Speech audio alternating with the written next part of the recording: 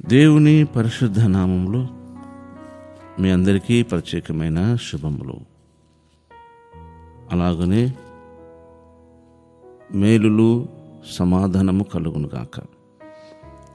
Today's God's promise, ఇర్మియా ప్రవచన గ్రంథం 31వ అధ్యాయంలో 3వ వాక్య భాగం.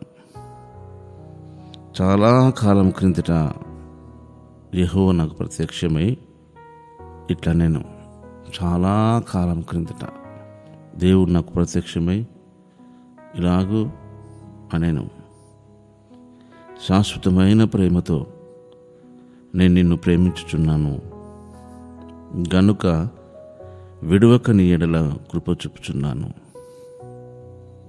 చాలా కాలం క్రిందట దేవుడు చెప్పిన మాటను ఇర్మియా గారు గుర్తు చేసుకుంటున్నాడు. చాలా కాలం క్రిందట చెప్పిన మాట. యుగాలైనా, తరాలు మారినా, ప్రభుత్వాలు మారినా, రాజ్యాంగం మారినా, దేవుడి మాట ఎన్నటికీ మారదు. మనుషులమైన మన జీవితంలో పరిస్థితులను బట్టి, మనుషులు చేసే పనులను బట్టి, లేదా ఆ కాలంలో ఉన్న ప్రభుత్వ రాజ్యాంగాలను బట్టి దేవుని కార్యాలు మారతాయేమో అని అనుకుంటూ ఉంటాం. మానవుని సహజ లక్షణం. కానీ మన మనసు దేవుని వాగ్దానంతో కనెక్ట్ కావాలి. ప్రతి సందర్భంలో, ప్రతి విషయంలో, ప్రతి పరిస్థితులలో దేవుని వాక్యానికి, అంటే దేవుని వాగ్దానానికి, దేవుని వాక్యానికి, దేవుని ఆజ్ఞకు మనం కనెక్ట్ కావాలి. లేకుంటే మనము తడబడుతూ, పొరపడుతూ, గలిబిలవుతూ, సతమతమవుతూ, అటు విశ్వాసం కాదు, ఇటు అవిశ్వాసం కాకుండా ఉన్న స్థితిలో మనము కొట్టుమిట్టాడుతూ ఉంటాం. ఈ లోకంలోని భ్రష్టత్వం నుంచి తప్పించుకోవడానికి కూడా మనకు అవకాశం లేకుండా పోతుంది. కనుక దేవుడు చెప్తున్నాడు, శాశ్వతమైన ప్రేమతో నేను నిన్ను ప్రేమించుచున్నాను. నువ్వు ప్రేమించడము, ప్రేమించకపోవడం కాదు. నువ్వు ప్రేమిస్తే ఆయన ప్రేమించడం, నువ్వు ప్రేమించకపోతే ఆయన ప్రేమించకపోవడం కాదు. ఆయన సహజ లక్షణం. మనం పాపులమని తెలిసి, మనం ఎప్పుడెప్పుడు ఎలా పాపం చేస్తామో తెలిసి, ఎందుకు పాపం చేస్తామో తెలిసి, మనకు తెలియకపోవచ్చు ఎందుకు పాపం చేస్తున్నాము. కొన్నిసార్లు తెలుసుకోవచ్చు, తెలిసి చేస్తాము, కొన్ని తెలియక చేస్తాం, కొన్ని అనుకోకుండా కొన్ని చేస్తూ ఉంటాం. కానీ అన్ని విషయాలు ఆయనకు బాగా తెలుసు.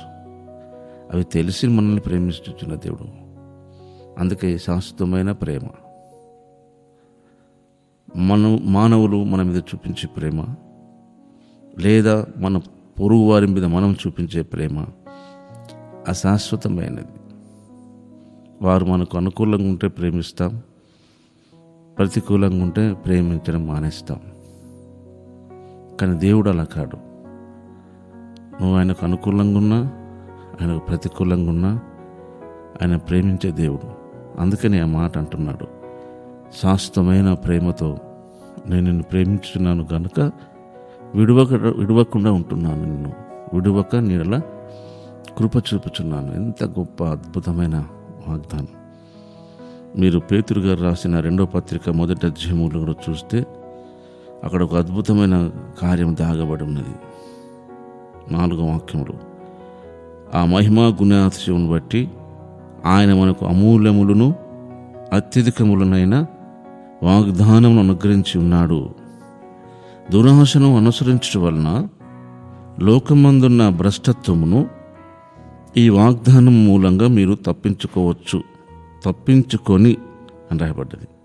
దేవ స్వభావమందు పాలివారగునట్లు వాటిని అనుకరించాడు. కనుక దురాశను అనుసరించే మనము ఈ లోకంలో భ్రష్టత్వాన్ని తప్పించుకోవడానికి ఈ వాగ్దానాలు మనకు దోహదపడతాయి.